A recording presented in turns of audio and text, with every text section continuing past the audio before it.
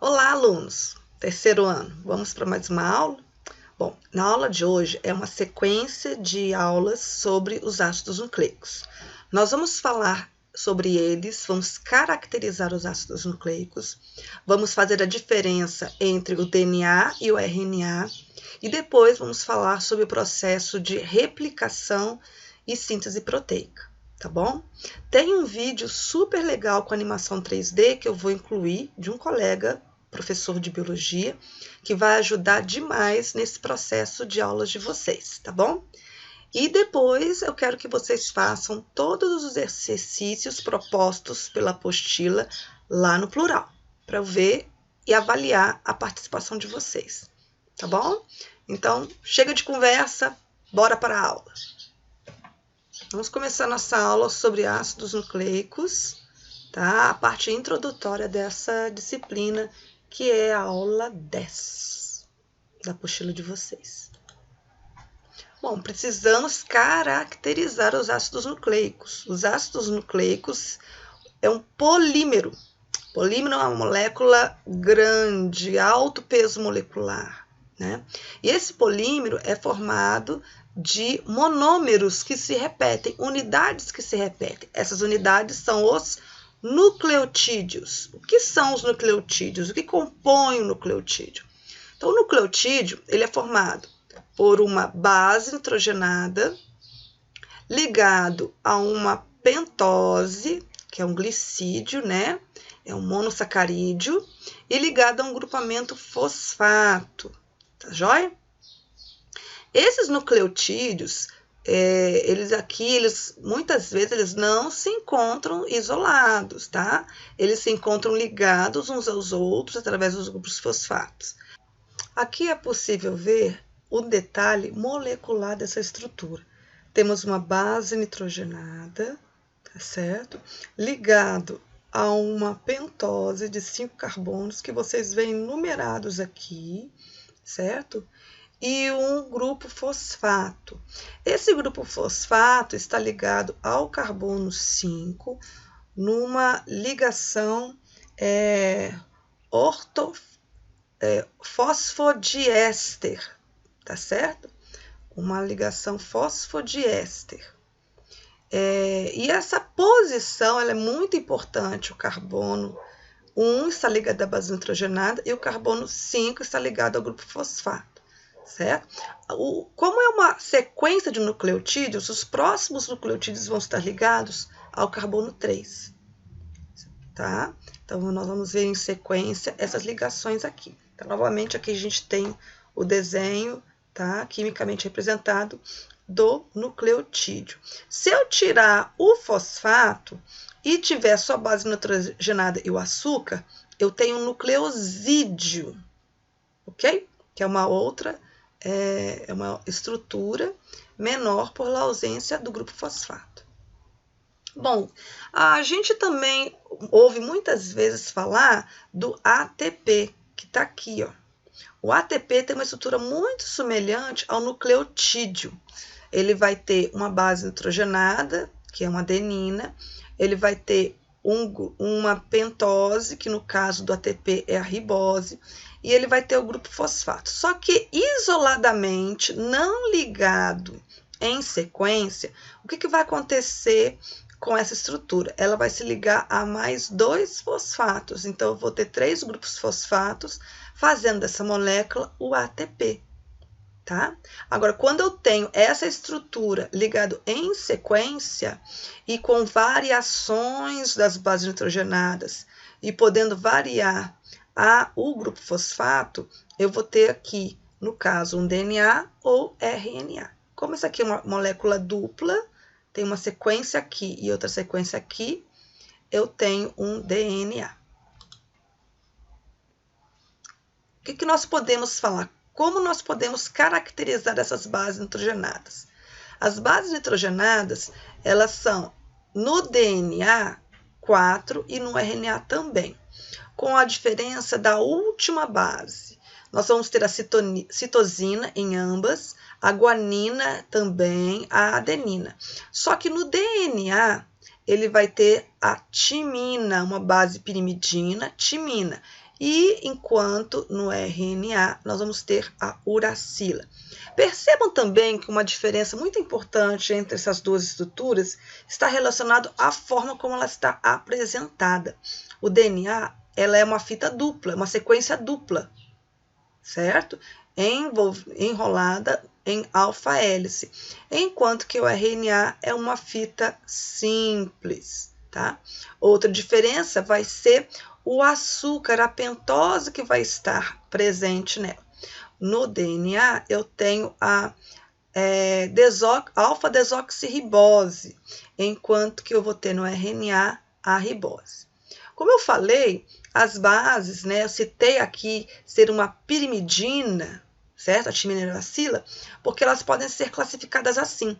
As pirimidinas, elas vão possuir em comum um único anel, esse formato de um único anel, enquanto que as purinas vão ter 2 anéis.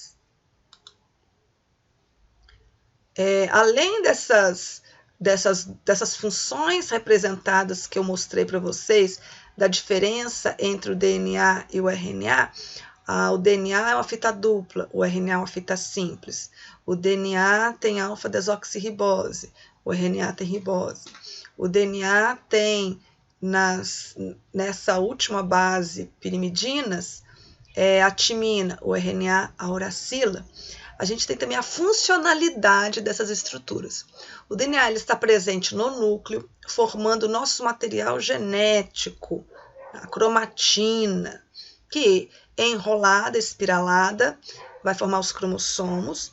E o RNA é uma estrutura menor, que vão formar vários tipos de RNAs que existem, que eu vou explicar posteriormente, com uma função de trazer as informações do DNA para o citoplasma, para a síntese proteica. Quando nós falarmos sobre síntese proteica, a gente vai mostrar essas formas de RNA, ok? Então, isso aqui é muito importante para vocês estudarem. São questões que caem bastante aí no Enem. Vocês vão ver também nas questões aí do apostila de vocês, tá? Então, foca na matéria, gente.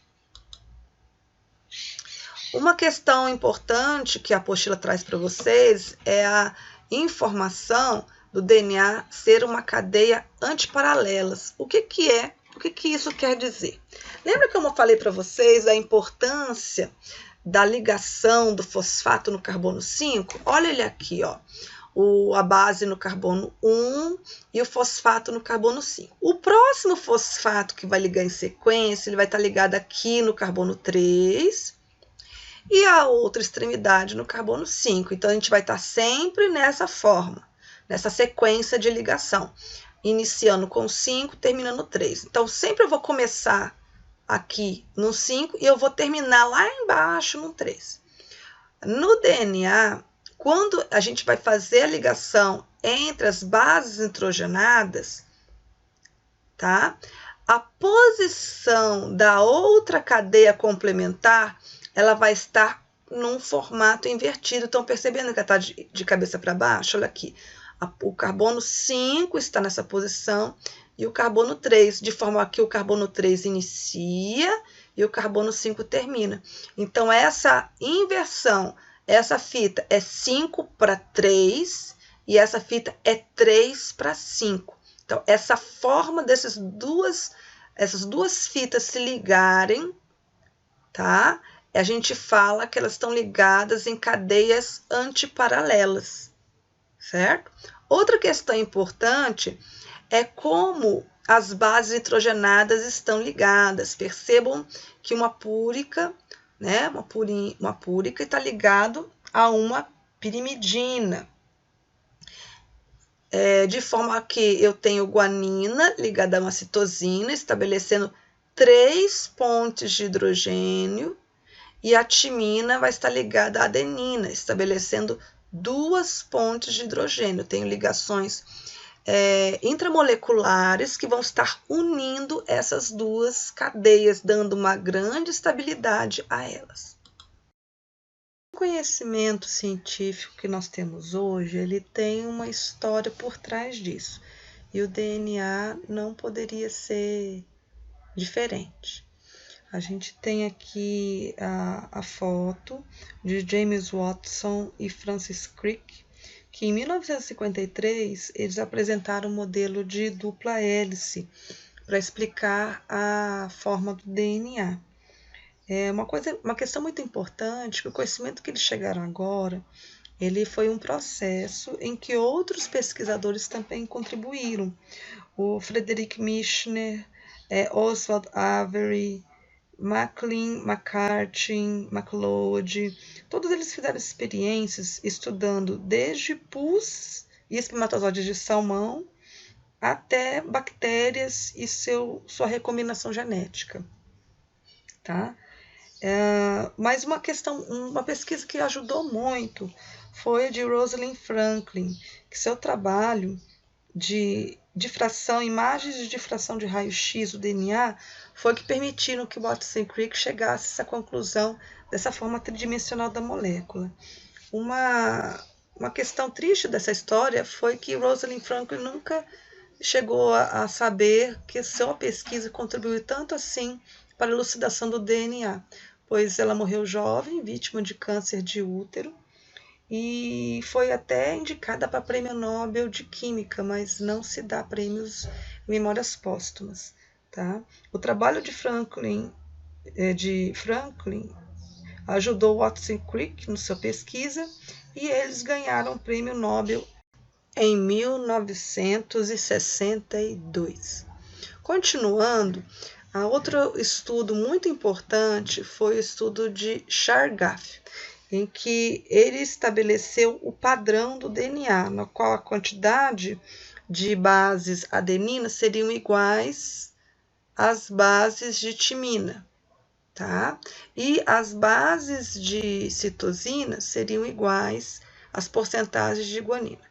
Com isso, a gente pode, somando 100%, estabelecer que adenina, timina, citosina e guanina dariam a totalidade das porcentagens das bases. Um exercício que a apostila propôs, ela traz para nós a seguinte questão, que nos ácidos nucleicos encontram-se as bases nitrogenadas, formando pares de relativas especificidades. Ao analisar-se o DNA de uma determinada bactéria, encontra-se 38% de bases de citosina.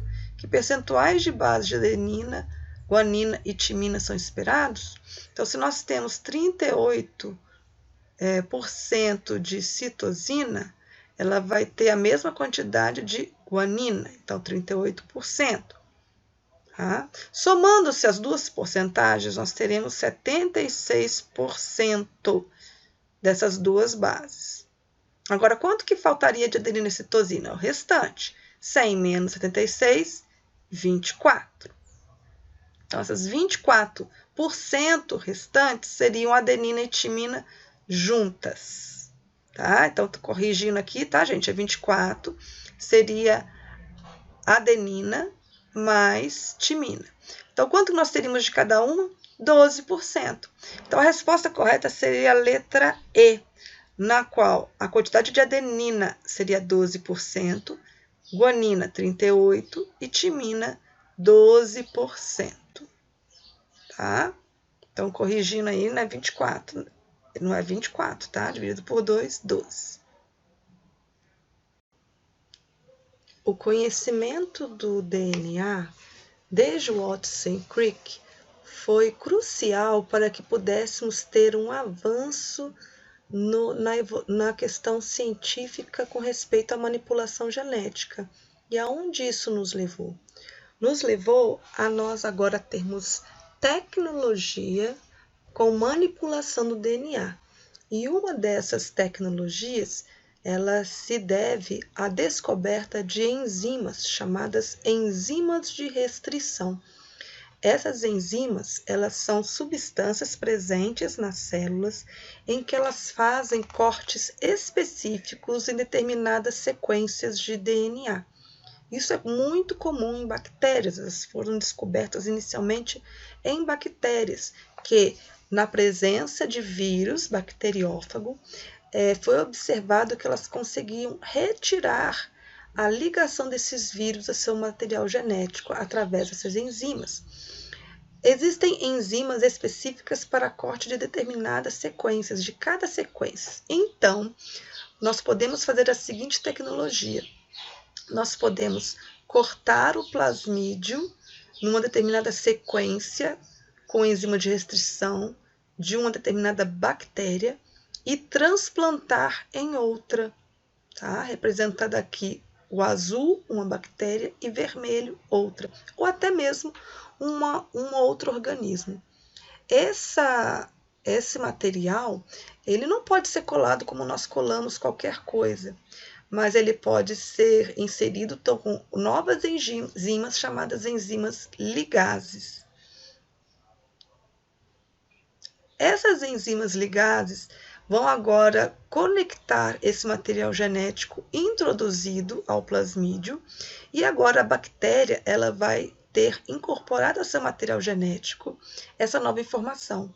Através de sua reprodução, ela também reproduzirá essa nova informação e teremos agora um novo organismo geneticamente modificado. Tá? Então percebam que está vindo material de uma bactéria para outra. Para concluir o nosso assunto, vou deixar para você um pequeno resumo mostrando toda a sequência para a produção de DNA recombinante. Desde o item 1, na inoculação das enzimas de restrição, passando por todo o processo, né, utilizando o mecanismo de eletroforese em gel para separar esses fragmentos, tá? Levando esses fragmentos até a união deles através das enzimas ligases, tá? Formando assim um organismo geneticamente modificado. Tá? Então, a gente tem aqui um mapa mental mostrando essa sequência, utilizando essas técnicas aqui, tá bom? Para vocês terem como um conhecimento a mais. Terminamos aqui a nossa aula. Façam os exercícios propostos na apostila e até mais.